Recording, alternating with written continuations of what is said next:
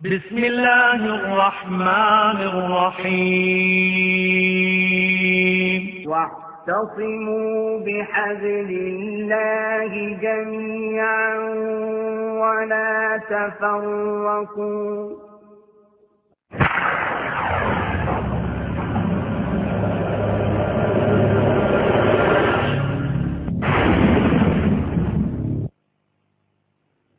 والشمس تجري لمستقر لها ذلك تقدير العزيز العليم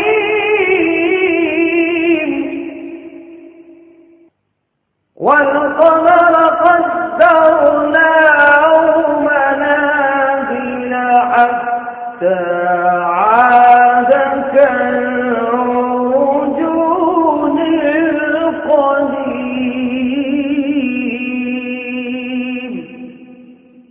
لا الشمس ينبغي لها أن تدرك القمر ولا الليل سابق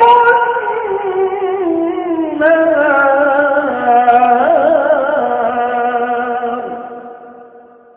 وكل في فلك يسبحون.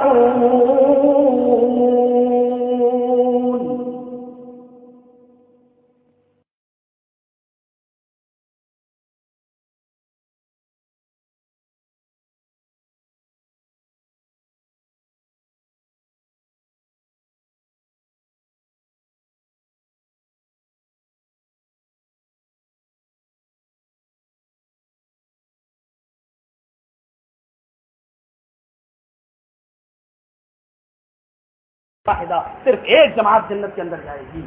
صحابہ کرام اس حقیقی جماعت سے جڑنا چاہتے تھے. ڈر تھا، فوراً کہنے لگے قالوا من هم یا رسول اللہ، اللہ کے رسول وہ جماعت کون سی ہوگی وہ بھی تو بتا دیجئے. اتنا کہہ کر آپ رک گئے، خاموش ہو گئے. تو اللہ کے نبی نے کیا فرمایا؟ ما انا علیہ واصحابی، جماعت وہی جنت میں جائے گی جس پر میں ہوں اور میرے صحابہ ہیں. غور کر لو، صحابہ اور نبی اکرم کس جماعت پر، کون سا وہ جماعت کون سی ہے؟ غور کرو میرے پیارے ساتھیوں. صحابہ کرام کے درمیان کی باتیں ہوتی تھی. اب میں موضوع کا رخ بدل تو نہیں رہا ہوں، لیکن میں قرآن اور حدیث سے اس اختلاف کے خاتمے کے بعد میں ان واقعات کی طرف آ رہا ہوں کہ ہم یہ اپنے بھائیوں کو بتا دوں کہ صحابہ کرام کے درمیان بھی اختلافات رونما ہوا کرتے تھے، لیکن اختلافات کو ختم کرنے کا ان کے پاس میزان کیا تھا، ان کے پاس ترازو کیا تھی، ان کے پاس کسوٹی کیا تھی. ہم کہتے ہیں چل میرے مولوی کے پاس، ہم کہتے ہیں چل میرے امام کے پاس، ہم کہتے ہیں چل میرے محدث کے پاس، ہم کہتے ہیں چل میرے فلاں کے پاس، لیکن ان کے درمیان کیا تھا؟ سب سے بڑا فتنہ نبی اکرم کے انتقال کے بعد ثقیفہ بنی ساعدہ سے ہوتا. آپ کی ڈیڈ باڈی ابھی رکھی ہوئی ہے، آپ کو ابھی دفن بھی نہیں کیا گیا، مدینہ کے اندر آپ کا انتقال ہو گیا.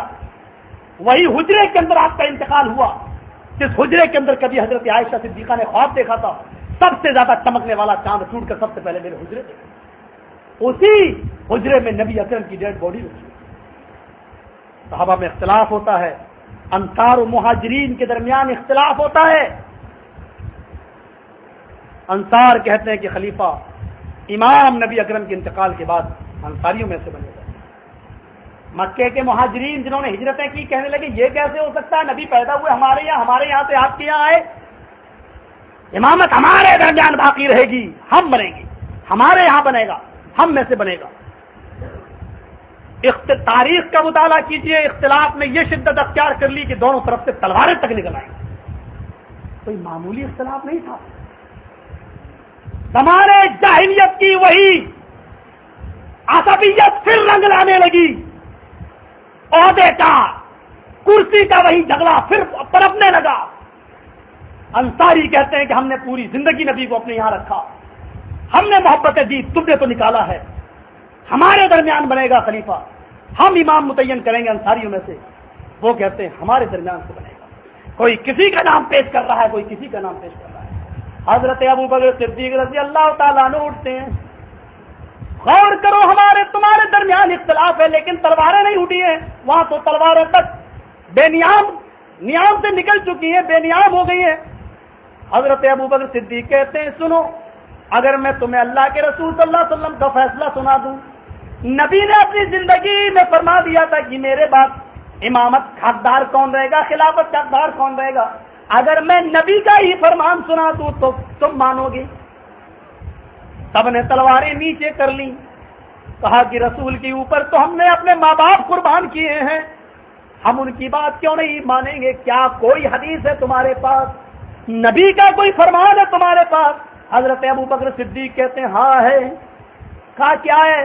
فرماتے ہیں کہ میں نے اللہ کے نبی صلی اللہ علیہ وسلم کو فرماتے ہوئے سنا، الائمۃ من قریش، امام قریش میں سے ہوگا، امامت قریش میں باقی رہے گی، قریش میں سے امام ہوگا۔ جیسی لفظ قریش آیا، انصاریوں نے تلواریں پھینک دی، کہا آمنا وصدقنا، ہم نبی کے فرمان پر ایمان لائے، تصدیق کرتے ہیں، اب ہم اپنا دعویٰ واپس لیتے ہیں۔ اے قریشیوں، تمہیں امام چننے کا پورا حق ہے، پورا اختیار باقی ہے۔ پھر لوگوں نے اسی دن میٹنگ کی متعین کی اور بالاتفاق سب نے حضرت ابوبکر صدیق کو خلیفہ امام متعین کر لیا۔ میرے بھائیوں، اختلاف ہوا تھا، تلواریں تک نکلی تھی، لیکن اس اختلاف کو مٹانے کا راستہ ایک ہی تھا، اور وہ راستہ یہ تھا کہ نبی کا فرمان آ گیا، نبی کی حدیث آ گئی، اختلاف ختم ہو گیا، سب نے آمنا وصدقنا کہہ دیا۔ آج ہمارے تمہارے درمیان بھی اختلاف ہے، آمین کا اختلاف، رفع الیدین کا اختلاف، تراویح کا اختلاف، طلاق کا اختلاف۔ ہاں، مرنے کے بعد شوہر بیوی کا چہرہ دیکھ سکتی ہے یا نہیں دیکھ سکتی، بیوی شوہر کو، شوہر بیوی کو غسل دے سکتا ہے یا نہیں، ایک نہیں 50 اختلاف ہے، ہمارے تمہارے درمیان بھی ہیں۔ آؤ رسول کا فیصلہ جو ہو جائے، آپ بھی اختلاف ختم کر لو، ہم بھی اختلاف ختم کر لیں۔ اختلاف کے خاتمے کا ایک ہی راستہ ہے، اور وہ راستہ یہ ہے جناب محمد رسول اللہ صلی اللہ علیہ وسلم کا فرمان۔ میرے بھائیوں، میں سمجھتا ہوں کہ یہ بات تو کسی کو بری نہیں لگ سکتی، اللہ نے رسول کو حاکم بنایا، حکم بنایا، فیصل بنایا، پھر رسول کا فیصلہ ماننے سے کون سی چیز مانے ہے، کون سی چیز رکاوٹ ہے؟ نبی اکرم کے سب کے انتقال کے بعد اختلاف رونما ہوتا ہے۔ ایک اور اختلاف ابھی نہیں، ایک اور اختلاف رونما ہوتا ہے، لوگ ملک شام کی طرف مسلمان جا رہے ہیں، سیلاب کی طرح امڑ رہے ہیں، ملک کے شام جانا چاہتے ہیں، لیکن خبر آتی ہے، بخاری شریف کے اندر یہ واقعہ نقل ہے، حدیث کی کتاب، خبر آتی ہے وہاں طاعون پھیلا ہوا ہے، ایک بیماری ہے طاعون پھیلا ہوا ہے۔ بڑے بڑے جلیل القدر صحابہ کی رائیں ٹکرا گئیں، کچھ کہنے لگے ہم جائیں گے، کچھ کہنے لگے ہم نہیں جائیں گے۔ طاعون بیماری پھیلی ہوئی ہے، کسی کو معلوم نہیں ہے معاملہ کیا ہے، جائیں یا نہ جائیں۔ کچھ لوگ کہتے چلو، بیماری تو آتی رہتی ہے، کچھ لوگ کہتے ہیں نہیں وہاں ایسی بیماری ہے جو اڑ کر لگتی ہے، ہم تو نہیں جائیں گے۔ حضرت عبد الرحمن ابن عوف بوڑھے صحابی ہے، کھڑے ہوتے ہیں، کہتے ہیں کیا اس سلسلے میں تمہیں جناب محمد رسول اللہ کی حدیث نہ سناؤں؟ اختلاف کا خاتمہ تو دیکھو کس طریقے سے ہو رہا ہے۔ حضرت عبد الرحمن ابن عوف اٹھتے ہیں اور کہتے ہیں لوگوں، میں نے اللہ کے نبی صلی اللہ علیہ وسلم سے سنا ہے، نبی کا فرمان ہے اس شہر کے اندر تم مت جاؤ جہاں طاعون پھیلا ہوا ہے، اس شہر کے اندر قدم نہ رکھو جہاں طاعون پہلے سے پھیلا ہوا ہے، اور تم باہر ہو، شہر دوسرے شہر میں ہو تو اس شہر میں مت جاؤ جہاں بیماری طاعون کی پھیلی ہوئی ہے۔ لیکن آپ نے یہ بھی فرمایا اگر کوئی کسی شہر میں رہ رہا ہے اور طاعون وہاں آ جائے تو وہ آدمی طاعون کے ڈر سے اپنا شہر چھوڑے بھی نہیں، طاعون کی بیماری کے خطرے سے متاثر ہو کر وہ آدمی یہ نہ سوچو شہر نہ چھوڑے۔ ہاں اگر گیا نہیں ہے تو جائے نہیں، لیکن اگر طاعون پھیلا ہے اور وہ شہر میں تو شہر کو چھوڑ کر بھاگے نہیں۔ جیسے ہی یہ حدیث بخاری شریف کی ان صحابہ کے سامنے آتی ہے، سارے کے سارے لوگ اپنا ارادہ بدل لیتے ہیں اور کہتے ہم تو ابھی دوسرے شہر میں، ہم کیوں جائیں؟ نبی کی حدیث آ گئی، جو جانا چاہتے تھے انہوں نے بھی اس مسئلے سے رجوع کر لیا، اپنا اختلاف ختم کر دیا، نبی کی حدیث آئی، اختلاف ختم۔ ہمارے اور آپ کے درمیان بھی بہت اختلاف ہیں، بڑے پیار سے ان کو ختم کیا جا سکتا ہے اگر کھانے پینے کا اور پیٹ کو بڑھانے کا اگر یہ جھگڑا بیچ سے ختم کر دیا جائے اور جج جناب محمد رسول اللہ کو اور عدالت قرآن و حدیث کو سمجھ لیا جائے تو میرے بھائیوں ابھی یہ اختلاف ختم ہو سکتے ہیں۔ آئیے بخاری شریف کے اندر ایک اور اختلاف درج ہے۔ اللہ کے نبی کا انتقال ہو گیا، حضرت فاطمہ رضی اللہ تعالیٰ عنہ وراثت کا مطالبہ کرنے لگی، میرے باپ نے جو زمین و جائیداد یا کچھ وراثت چھوڑی ہو اس میں سے مجھے بھی حصہ چاہیے، میں نبی کی بیٹی ہوں، مجھے وراثت دو، میرا ورثے میں حق ہے، وراثت کا مطالبہ کرنے لگی۔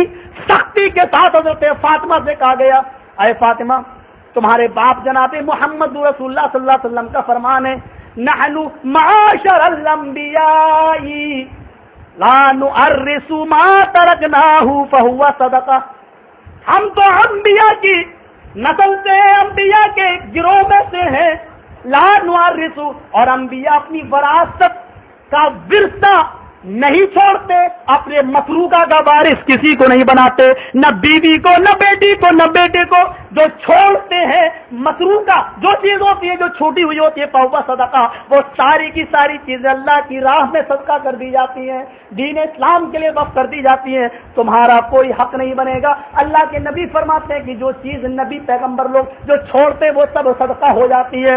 حضرت فاطمہ نے اپنے باپ کا بحیثیت رسول جب فرمان سنتی ہیں تو وہ وراثت سے اپنا مطالبہ واپس لے لیتی ہیں اور کہتی ہیں رسول کی حدیث آ جانے کے بعد اب مجھے کوئی اختیار باقی نہیں رہتا ہے۔ میرے بھائیوں، اللہ کے رسول کی حدیث آ جانے کے بعد سارے معاملے ختم ہو جاتے ہیں۔ اگر ہمارے اور تمہارے دل میں گنجائش باقی ہے تو آج بھی ہم اور آپ رسول کی حدیث سے اپنے فیصلہ کرا سکتے ہیں اور اختلاف مٹایا جا سکتا ہے۔ میرے بھائیوں، اختلاف ہوتا ہے، ایک عورت آتی ہے ابو بکر صدیق سے کہتی ہے مجھے فلاں کی میں دادی ہوں، دادی کا وراثت میں سے کتنا حق ہے؟ ظہر کی نماز کا وقت تھا، حضرت ابو بکر صدیق نے کہا ظہر کی نماز پڑھ لو، ابو داؤد کتاب الفرائض کی روایت ہے۔ حضرت ابو بکر نے نماز پڑھ لی، پڑھائی، پھر صحابہ کے درمیان کھڑے ہو کر کہنے لگے آج ایک بڑھیا نے مجھ سے سوال کیا ہے، میں دادی ہوں، دادی کا وراثت میں کیا حق ہے؟ مجھے یہ مسئلہ معلوم نہیں ہے، میرے سامنے نبی کی کوئی حدیث نہیں ہے، اگر تم لوگوں میں سے کسی کو معلوم ہو کہ دادی کا وراثت میں کتنا حق ہے تو وہ مجھے بتائے، وہ مجھے بتائے۔ میرے بھائیوں، مغیرہ ابن شعبہ کھڑے ہوتے ہیں، ایک بزرگ صحابی کھڑے ہوتے ہیں، کہتے ہیں کہ مجھے معلوم ہے میں نے جناب محمد رسول اللہ صلی اللہ علیہ وسلم سے ایک فیصلہ کروایا تھا، آپ نے دادی کے وراثت میں جو حصہ دیا تھا آتاہ رسول اللہ صلی اللہ علیہ وسلم سدسن، اللہ کے نبی صلی اللہ علیہ وسلم نے دادی کو وراثت میں سے 6واں حصہ دلوایا ہے، 1/6 دلوایا، 6واں حصہ دلوایا ہے۔ ابو بکر صدیق کے سامنے جب وہ فیصلہ آتا ہے، نبی کی حدیث آتی ہے، فوراً اس حدیث پر آمنا صدقنا کہتے ہیں، اور اب فیصلہ صدیقی سنو، انہوں نے بھی اس بڑھیا کے ساتھ وہی فیصلہ کیا اور وراثت میں وہی حصہ دلوایا جو جناب محمد رسول اللہ صلی اللہ علیہ وسلم سے ثابت تھا۔ میں کہنا یہ چاہتا ہوں بڑے بڑے اختلافات رونما ہوئے، لیکن میرے بھائیوں ایک اختلاف دیکھو، اللہ کے نبی کو دفن کہاں کیا جائے؟ مدینے والے کہتے ہیں خلافت تو خلیفہ تو تم نے بنا لیا، اب تو دفن مدینہ میں ہوں گے، ہم ان کو مکے میں نہیں لے جانے دیں گے۔ مہاجرین کہتے ہیں پیدا تو مکے میں ہوئے تھے، ہم اپنے وطن لے جائیں گے، نبی کو مکے میں دفن کریں گے۔ انصار کہتے ہیں ہم مدینے میں دفن کریں گے۔ ایک تیسرا گروہ بھی ہو جاتا ہے، وہ کہتا نہیں ہم مسجد نبوی میں دفن کریں گے۔ ایک چوتھا گروہ بھی بن جاتا ہے، وہ کہتا نہیں ہم تو بیت المقدس میں دفن کریں گے جو قبلہ اول پہلا قبلہ ہے۔ چار گروہ اٹھتے ہیں، ایک کہہ رہا بیت المقدس میں دفن کریں گے، دوسرا کہتا ہے مسجد نبی میں دفن کریں گے، تیسرا گروہ کہتا ہے مکے لے جائیں گے، چوتھا کہتا ہے مدینے میں دفن کریں گے۔ حضرت ابو بکر صدیق کہتے ہیں جھگڑا کیوں کرتے ہو؟ جناب محمد رسول اللہ صلی اللہ علیہ وسلم نے فرمایا ما مات نبی الا دفن حیث یقبض، اللہ کے نبی کا فرمان ہے نبیوں کو وہیں دفن کیا جاتا ہے جہاں ان کی روح قبض ہوتی ہے۔ نبی کا فیصلہ ہے جہاں روح قبض ہوتی ہے وہیں دفن کیا جائے گا، جہاں روح قبض ہوئی نبی کو وہیں دفن کیا جائے گا۔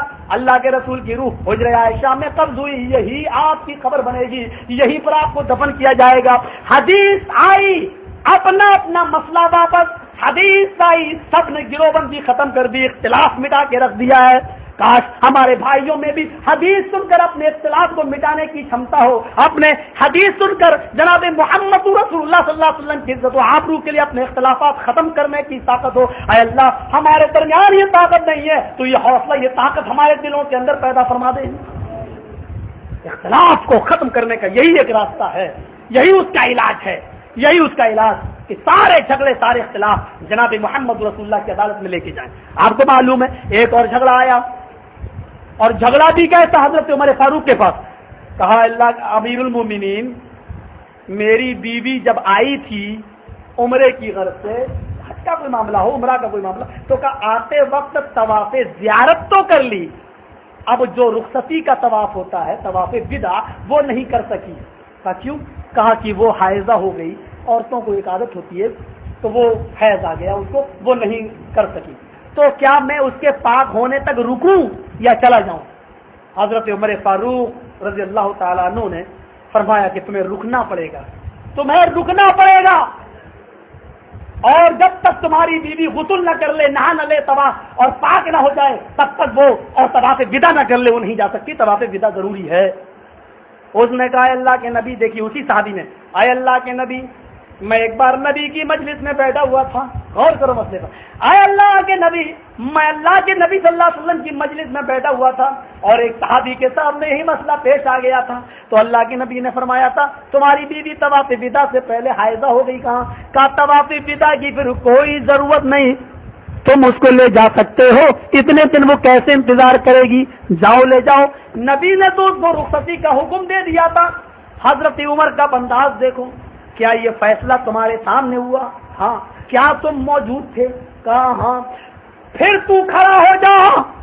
اس کو کھڑا کیا، اپنی کمر سے توڑا نکالا اور 10 توڑے مارے اور فرمایا جب یہ مسئلہ تجھے معلوم تھا تو پھر تو نے عمر سے کیوں پوچھا؟ میری آخرت تو نے برباد کیوں کی؟ مجھ سے یہ مسئلہ کیوں پوچھا؟ تو اپنی بیوی کو لے جاتا، میرے سامنے معاملہ معلوم نہیں تھا، اس لیے اپنی ثوابت کے مطابق میں نے بتا دیا کہ کوئی رکن نہ چھوڑنے پائے۔ جب یہ مسئلہ معلوم تھا اور رسول اللہ کی حدیث تجھے معلوم تھی تو تو نے مجھ سے کیوں پوچھا؟ یہ توڑے میں اس لیے سزا دے رہا ہوں، کیا عمر کا امتحان لے رہا تھا یا مجھے سزا یا مجھے ریاست برباد کرنا چاہتا تھا؟ یہ سزا اس لیے۔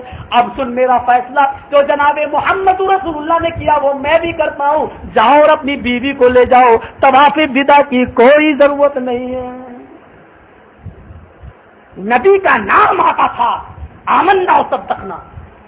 حضرت عثمان خطبہ دے رہے ہیں اور اس میں کہہ رہے ہیں جس عورت کا شوہر مارا جائے، قتل کر دیا جائے یا کچھ ہو جائے، عورت کو عزت جہاں چاہے کر سکتی ہے، اپنے سسرال، اپنے میکے، دادی، نانی، خالہ، جہاں چاہے وہاں کر سکتی ہے، ابھی ممبر سے اترنے بھی نہ پائے۔ ایک عورت جو پردے کی اوٹ سے خطبہ سن رہی تھی، اس نے وہی سے چیختے ہوئے کہا اے امیر المومنین عثمان غنی، اللہ سے ڈر جاؤ، میرا شوہر تاجر تھا، میرا شوہر تجارت کیا کرتا تھا، لوگوں نے اس کو لوٹ لیا، مال چھین لیا اور اس کو قتل کر ڈالا۔ میں نے یہ مسئلہ جناب محمد رسول اللہ سے پوچھا تھا کہ میں کہاں عزت گزاروں، کیا میں اپنے میکے میں عزت گزار سکتی ہوں؟ تو اللہ کے نبی فرماتے ہیں نہیں، تم اپنے شوہر کے گھر کو نہیں چھوڑ سکتی، بلکہ اسی جگہ پر اسی شوہر کے گھر میں اپنی عزت گزارو۔ حضرت عثمان کہتے ہیں تمہارے شوہر کے انتقال کے بعد کیا نبی نے یہ فیصلہ سنایا تھا؟ کہا ہاں سنایا تھا۔ پھر فیصلہ عثمانی سنو۔ آئے لوگوں میں غلط کہہ گیا تھا، اب میری بات نہ ماننا۔ ہائے یہ عورتیں بھی کیا خوب ہے، اللہ کے نبی کے مسئلے کو یہ مجھ سے زیادہ جانتی ہیں۔ اے لوگوں اب میں اپنا مسئلے سے رجوع کرتا ہوں اور اب وہی فیصلہ کرتا ہوں جو جناب محمد رسول اللہ نے کیا۔ بڑے بڑے صحابہ رجوع کرنے میں اپنی غلطی محسوس نہیں کیا کرتے تھے۔ اس عورت کا نام فرایا ہے جو چیخ کر کہتی ہے اے عثمان اللہ سے ڈر جاؤ، نبی نے تو یہ فیصلہ سنایا اور تم یہ فیصلہ سنا رہے ہو۔ یہی عثمان غنی ہے، مسلم شریف کی روایت ہے، حج میں تمتع کرتے سے روک رہے، میدان حج کے اندر کہہ رہے لوگوں تم میں سے کوئی حج میں تمتع نہیں کرے گا، نہیں حج میں تمتع نہیں کرے گا۔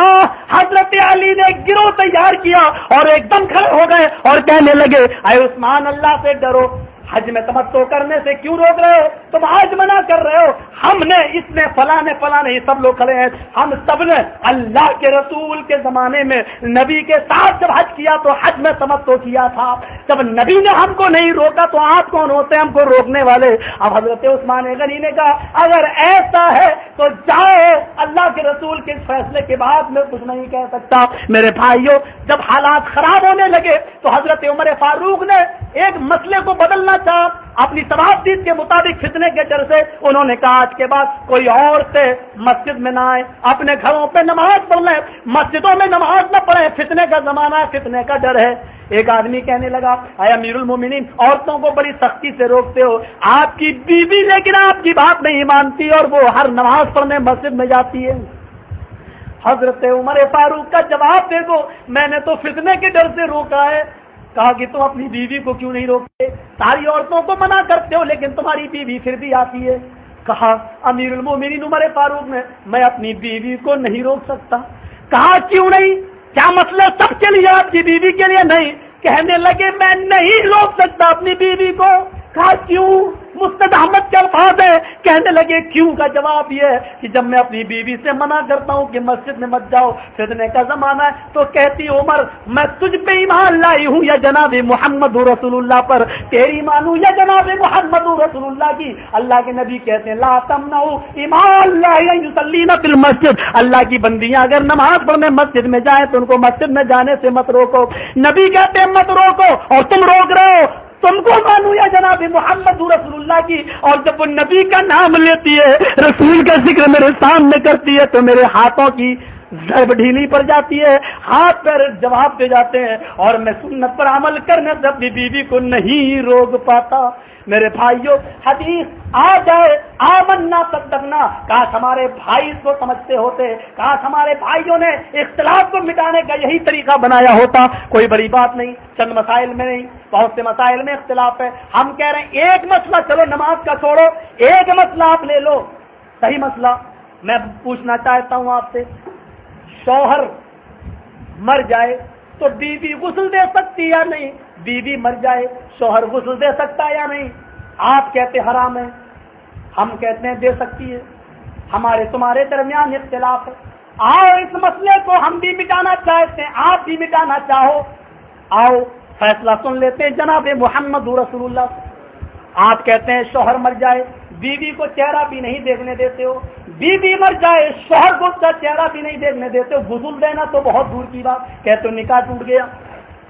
بخاری شریف کی حدیث، حضرت عائشہ فرماتی ہائے میرا سر کا درد، درد سر۔ اللہ کے نبی، بخاری کی روایت، کیا فرماتے ہیں عائشہ کاش تم مر جاتی تو کتنا اچھا ہوتا۔ اللہ کے نبی فرماتے ہیں کاش تم مر جاتی تو کتنا اچھا ہوتا۔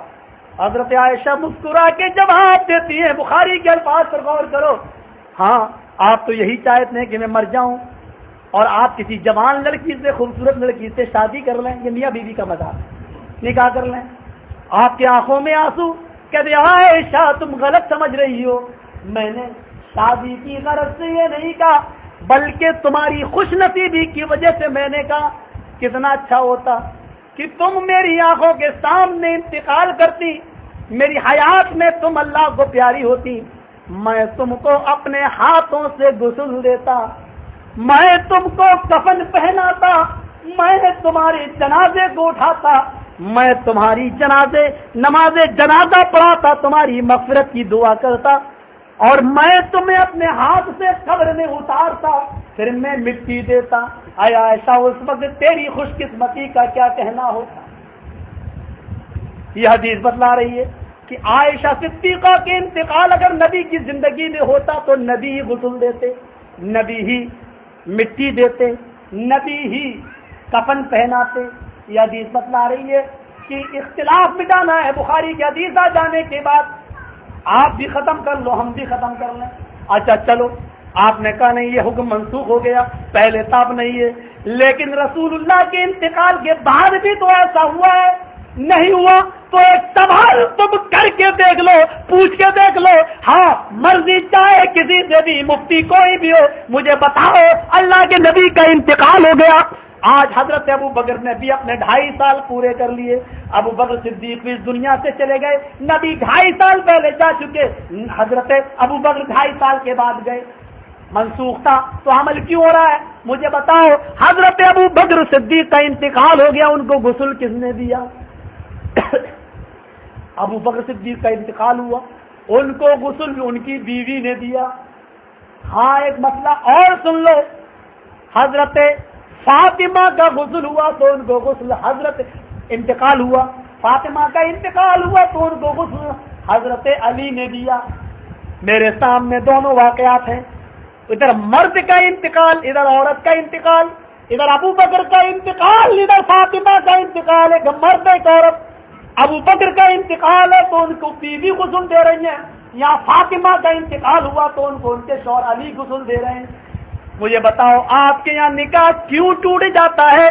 ایک ہی راستہ ہے اس اختلاف کو ختم کرنے کا کہ آپ بھی عدالت قرآن و حدیث کو مان لو اور حاکم و فیصل جناب محمد رسول اللہ کو مان لو. اختلاف ختم. چلیے بیوی کا مہر کتنا ہونا چاہیے؟ لاسٹ بات, میں بھی زیادہ نہیں بولوں گا, تھکا ہوا بھی ہوں اور پھر موضوع بھی ایسا کہ آگے مجھے میں خود پتہ نہیں کنٹرول کر پاؤں کہ نہیں کر پاؤں. بہت سے واقعات میرے ذہن میں اس وقت بھر رہے ہیں کہ یہ بھی بیان کر جاؤں. یہ تو اللہ بہتر جانتا ہے کہ کس طرح میں کنٹرول کر رہا ہوں. ذرا غور کیجئے گا, ایسے ایسے واقعات ہیں کہ آپ سنیں گے تعجب کریں گے, یہ واقعات کیسے واقعات. لیکن کچھ نہیں, میں اختلاف کو مٹانے کا ایک اور طریقہ بتا رہا ہوں. چلیے مہر کتنا ہونا چاہیے؟ ہدایہ جو آپ کی مشہور کتاب, بلکہ جس کتاب کا مقام و مرتبہ آپ کی کتاب کے اعتبار سے الہدایت کل قرآن, قرآن کی مثل ہے, یہاں تک درجہ دیا گیا ہو, جس کتاب کو, اس کتاب کے ہدایہ کے کتاب النکاح میں ابو حنیفہ رحمۃ اللہ علیہ کا فتویٰ سنو. کہتے مہر کتنا ہونا چاہیے؟ اقل المہر 10 دراہم. مہر کی سب سے کم مقدار 10 درہم ہے. 10 درہم سے کم پر مہر نہیں ہوگا اور نکاح نہیں ہوگا. اور جس نے 10 درہم مہر سے کم پر نکاح کر لیا اس کا نکاح جائز ہی نہیں ہے. وہ نکاح ہی نہیں ہے, وہ نکاح غلط ہے. وہ آدمی نکاح کے دائرے میں نہیں بلکہ زنا کاری کر رہا ہے. یہ ہے آپ کا فتویٰ. ہمارے درمیان نکاح کی مقدار کوئی متعین نہیں ہے جس پر فریقین راضی ہو جائیں, اور شوہر جتنا مہر آسانی سے دے سکے وہ مہر ہو سکتا ہے. یہ ہمارا اور آپ کا اختلاف ہے. آئیے اس اختلاف کو مٹاتے ہیں. آپ بھی مٹانا چاہتے ہیں, ہم بھی مٹانا چاہتے ہیں. آئیے ذرا حدیث کی راہ میں بہتے ہیں, اللہ کے نبی کی عدالت میں چلتے ہیں. آئیے اللہ کے نبی نے مہر کتنا رکھا ہے؟ ایک صحابی, ایک عورت آتی کہتی اللہ کے نبی صلی اللہ علیہ وسلم میں آپ سے شادی کرنا چاہتی ہوں. آپ خاموش ہو گئے. دوبارہ کہا, خاموش ہو گئے. تیسری بار کہا, خاموش ہو گئے. ایک صحابی بیٹھے تھے, کہنے لگے اگر آپ نہیں کر رہے ہیں تو میرے ساتھ کر دیجیے. آپ نے اس عورت سے پوچھا, میں تو نہیں کروں گا, اس کے ساتھ کر سکتی ہے. اس نے کہا اگر آپ نہیں کر رہے ہیں تو اس کے ساتھ میں تیار ہوں, ٹھیک ہے کر دی. اب آپ نے اس صحابی سے پوچھا, بخاری شریف کتاب النکاح کے الفاظ, آپ نے اس صحابی سے پوچھا کچھ ہے دینے کے لیے, کیا دو گے مہر؟ اس نے کہا ما عندی شیء, وہ تو کچھ نہیں ہے میرے پاس. آپ نے کہا تو جاؤ تلاش کر کے لاؤ. آیا, کہتا کچھ نہیں ملا. آپ نے دوبارہ بھیجا, التمس خاتما من الحدید, لوہے کی انگوٹھی مل جائے وہی لے آؤ. پتہ یہ چلا کہ اگر لوہے کی انگوٹھی ہی مہر متعین ہو جائے تو اس پر بھی نکاح ہو جائے گا. 10 درہم ضروری نہیں ہے. دیکھیے بخاری کا الفاظ ہے. وہ گیا اور لوہے کی انگوٹھی بھی نہیں ملی. کہنے لگا وہ بھی نہیں ملی. آپ نے کہا تو کچھ تو ہوگا. کہنے لگا ہاں ہے. بخاری کے الفاظ عندی ازار یا رسول اللہ, ایک لنگی ہے سوتے وقت پہن لیتا ہوں. کہا وہی دے دو مہر. کہنے لگا پھر میں کیا پہنوں گا؟ تو کہا کہ پھر کیوں کہہ رہے ہو کہ میرے پاس ہے؟ کہا اچھا ٹھیک ہے آدھی دے دوں گا. آپ نے کہا آدھی نہ تیرے کام کی نہ اس کے کام کی. آدھی میں وہ بھی فائدہ نہیں اٹھا سکے گی اور آدھی تیرے مطلب کی نہیں رہ جائے گی. بولا پوری تو نہیں دے سکتا, چاہے نکاح ہو یا نہ ہو, پوری نہیں دے سکتا. آپ نے کہا تو پھر نکاح. مایوس ہو گیا. آپ نے کہا مایوس کیوں؟ کہنے لگا اللہ کے نبی کچھ نہیں تو نکاح کیسے ہوگا؟ آپ نے کہا شریعت محمدی تیرے لیے راستہ نہ نکالے گی تو کہاں جائے گا؟ آپ نے کہا چلو کو تمہیں قرآن کتنا یاد ہے؟ سونا نہیں, چاندی نہیں, دولت نہیں, روپیہ نہیں, پیسہ نہیں, سوٹ نہیں, جوڑے نہیں, کچھ نہیں. اور جب پوچھا اس سے قرآن کتنا یاد ہے تو غور کرو کیا کہتا ہے. اے اللہ کے نبی سورہ ملک یاد ہے, سورہ حشر یاد ہے, سورہ قیامہ یاد ہے, سورہ نبا یاد ہے, سورہ جمعہ یاد ہے, سورہ منافقون یاد ہے, سورہ نبا یاد ہے, مجھے یہ ساری صورتیں یاد ہیں. آپ نے کہا اتنی صورتیں یاد ہیں اور کہہ رہے ہو میرے پاس کچھ نہیں, خزانہ تو تمہارے ہی پاس ہے اور کہہ رہے ہو کچھ نہیں. آپ نے اس عورت سے کہا اے سن, اگر میں تیرا نکاح انہی صورتوں کو مہر بنا کر دوں تو تو تیار ہے؟ یعنی تیرا یہ شوہر تجھے نکاح کے بعد یہ صورتیں سکھلا دے گا, یاد کرا دے گا اور یہ تیرا مہر ہو جائے گا, کیا اس مہر کو تو قبول کرتی ہے؟ کھڑی ہوتی ہے, کہتی ہے اللہ کے رسول, جس عورت کے نکاح میں قرآن کی صورتیں مہر بن جائیں اس سے زیادہ بابرکت نکاح اور کیا ہو سکتا ہے اور کس کا ہو سکتا ہے. میں تیار ہوں. آپ نے قرآن کی انہی صورتوں کو مہر بنا کر نکاح کر دیا. اہل حدیث کا مطلب یہ, قرآن کی صورتوں کو بھی مہر بنا کر نکاح پڑھایا جا سکتا ہے. ہمارے یہاں 10 درہم, ہمارے پاس دلیل قرآن حدیث ہے, محمد رسول اللہ کا فرمان ہے. تمہارے پاس 10 درہم کی دلیل کہاں سے آئی وہ تم جانو, میں تمہیں کچھ نہیں کہتا. ہاں اتنا ضرور ہے, اختلاف مٹانا ہے تو جناب محمد رسول اللہ کی عدالت میں جاؤ. دوسرے کی عدالت میں جانے کے لیے ہم اہل حدیث تیار نہیں ہیں. ہم دوسرے کی عدالت میں جانا گوارا نہیں کرتے. کیوں جائیں؟ ڈسٹرکٹ کورٹ میں جانے سے کیا فائدہ, سپریم کورٹ میں جاؤ. ڈسٹرکٹ کورٹ سے فیصلہ ہو جائے اس کو ہائی کورٹ میں چیلنج کیا جا سکتا ہے. ہائی کورٹ کے فیصلے کو سپریم کورٹ میں چیلنج کیا جا سکتا ہے, لیکن سپریم کورٹ سے ہو جانے کے بعد کوئی فیصلہ اس کو دوبارہ ہائی کورٹ میں نہیں لایا جا سکتا ہے.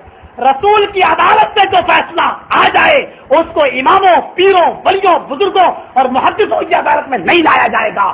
اماموں اور محدثوں کی عدالت سے ہونے والے فیصلے کو رسول کی عدالت میں تو لے جایا جا سکتا ہے, لیکن رسول کے فیصلے کو لوٹا کر ان عدالتوں میں نہیں لایا جا سکتا. یہ ہمارا اتنا ہی نہیں, اللہ کے نبی صلی اللہ علیہ وسلم نے ایک عورت کا نکاح صرف 2 جوتیوں پر بھی کیا ہے. 2 جوتیوں پر حضرت صدارہ کا نکاح آپ نے 2 جوتیوں پر کر دیا ہے, انہی کو مہر بنا دیا ہے.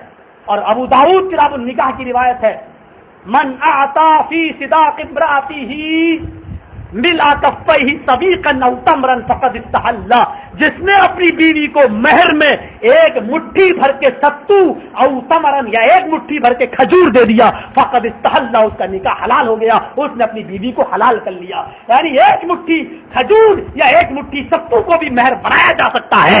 10 درہم ضروری نہیں ہے. آپ کے یہاں 10 درہم سے کم پر اگر مہر متعین کیا جائے تو زناکاری ہو رہی ہے. ہمارے یہاں ایک مٹھی ستو بھی مہر بنایا جا سکتا ہے. کوئی زناکاری نہیں ہے, کیونکہ نبی کا فرمان ہے, رسول اللہ کا فرمان ہے. اور مہر وہی اچھا ہے جو آسانی کے ساتھ دے دیا جائے, اور جتنا ایک لڑکا آسانی کے ساتھ دے سکے. وہ نکاح وہ صرف دکھاوا ہے. 50,000 60,000 کا مہر, لڑکے کی نیت ہوتی ہم دیں گے ہی نہیں, اور لڑکی کہتی ہے مانگوں گا تو گھر بگڑے گا. وہ تو نکاح کا معاملہ ہی ایسا ہوتا ہے, وہ صرف دکھاوا ہوتا ہے, وہ سب چوچلے بازی ہوتی ہے. اللہ تعالی ہمیں ان تمام چوچلے بازیوں سے اور ان تمام دکھاووں سے ہمیں محفوظ فرمائے. میرے بھائیوں, اختلافی امت اور اس کے علاج پر یہ چند باتیں کھینچ تان کر میں نے آپ کے سامنے پیش کی ہیں, اور ان تمام باتوں پر قرآن و حدیث کی مہر لگی ہوئی ہے. کوئی لطیفہ اور چٹکلا میں نے آج آپ کے سامنے بیان نہیں کیا ہے. دیکھتا ہوں, کہتے ہیں رنگ لاتی ہے نا پتھر پہ گھس جانے کے بعد. دیکھتا ہوں کہ یہ تقریر ہماری کتنی رنگ لاتی ہے. نہیں اگر لاتی تو کوئی بات نہیں, محنت کا بدلہ تو اللہ دے گا, آپ سے اجر کا کوئی سوال نہیں ہے. ہم اللہ سے دعا کرتے ہیں کہ الہ العالمین ہمیں اپنے تمام آپسی اختلافات میں فیصل جناب محمد رسول اللہ صلی اللہ علیہ وسلم کو بنانے کی توفیق عطا فرما, اور رسول کی حدیث آ جانے کے بعد اے اللہ ہمیں اپنے اختلاف کو ختم کرنے اور مٹانے کی توفیق عطا فرما. وما علینا الا البلاغ المبین وآخر دعوانا ان الحمد للہ رب العالمین. السلام علیکم ورحمۃ اللہ وبرکاتہ.